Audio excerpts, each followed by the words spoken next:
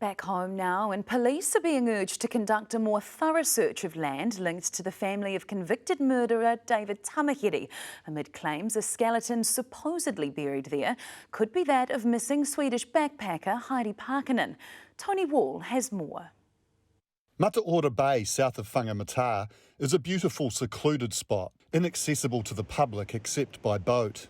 Could this be the final resting place of murdered Swedish tourist Heidi Parkinen? Ryan Wolfe, whose podcast Finding Heidi delved into the 36-year-old case, believes so. You know, I will say a lot of locals have always believed that Heidi is somewhere here, despite the police case and what it said. A witness I met who lives locally here said that she believes she saw Heidi in her barn just here with their car. Why is that sighting significant?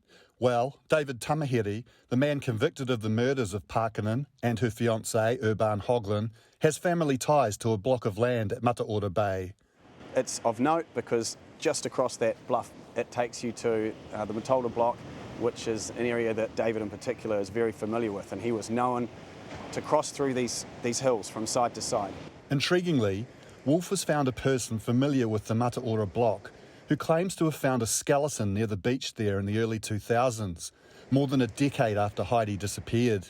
The man, who wants to remain anonymous, says the bones he found did not appear to be ancient. The skeleton to me was, in colour, was very white and whitish. What I noticed mainly about the skeleton was that the teeth in the head were, really good teeth. They weren't old and they were in really good order. So it was a youngish person, it wasn't an old person. Police and specialist search teams visited the Mataora block last year with the witness, but did not find anything of significance. But Wolfe wants them to look again. I believe that what we have is enough circumstantial evidence, obviously, to get a search warrant to look in the first place.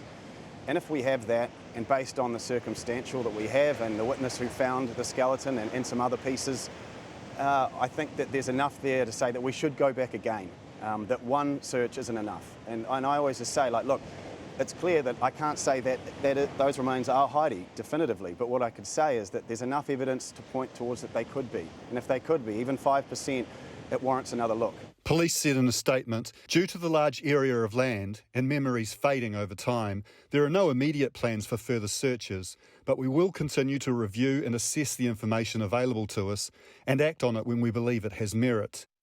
Heidi deserves to be buried with dignity, and we will review any piece of information that could lead us to her.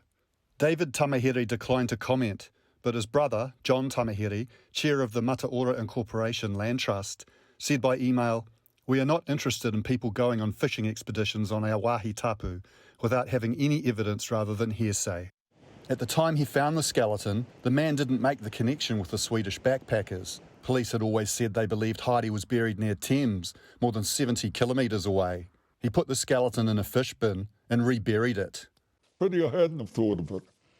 I could have, maybe done something about it then, but if you got it and it was Heidi, I'd be pleased, really pleased that you've got it and there'll be some closure,